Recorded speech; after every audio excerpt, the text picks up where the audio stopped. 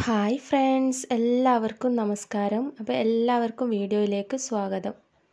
അപ്പോൾ ഇന്ന് നമ്മളെ വീട്ടിൽ തന്നെയുള്ള മാങ്ങ വെച്ചിട്ട് കടുമാങ്ങ ഉണ്ടാക്കുന്നതാണ് കേട്ടോ കാണിക്കാൻ പോകുന്നത്.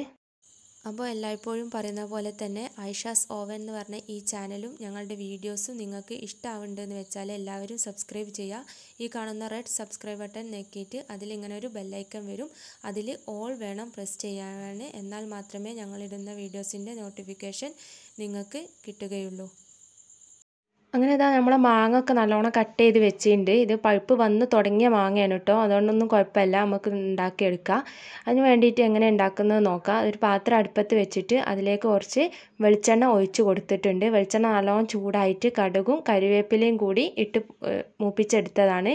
അതിന് ശേഷം നമ്മൾ കുറച്ച് വെള്ളവും ഒഴിച്ച് കൊടുക്കുകയാണ്.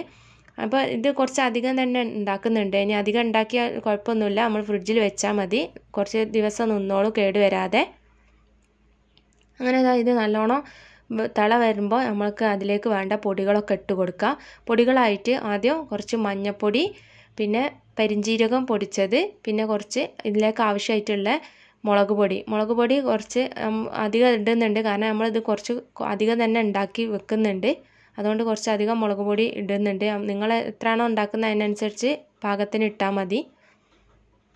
അപ്പോൾ നമ്മൾ പൊടികളൊക്കെ ഇട്ട് മാങ്ങി അതിലേക്ക് തന്നെ ഇട്ട് കൊടുക്കുകയാണ്. കട്ട് ചെയ്ത് വെച്ച മാങ്ങ അതിലേക്ക് ഇട്ടിട്ട് വെക്കുകയാണ്.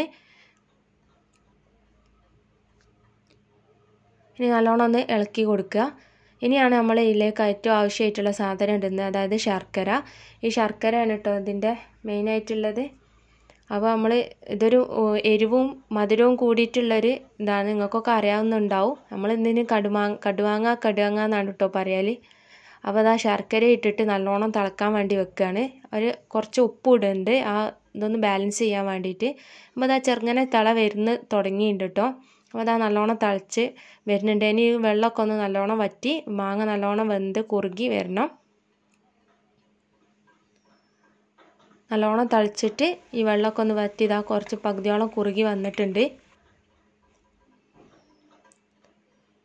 അങ്ങനെ അതാ നമ്മളെ കടുമാങ്ങ റെഡി ആയിട്ടുണ്ട് കേട്ടോ. നല്ല ടേസ്റ്റാണ്. ഒരു 5-6 ദിവസം നമുക്ക് ഫ്രിഡ്ജിൽ വെച്ച് ഉപയോഗിക്കാം. ഒരു എരിവും മധുരവും കൂടി കലർന്ന ഒരു ടേസ്റ്റാണ്. എല്ലാവരും ഉണ്ടാക്കി നോക്കുക.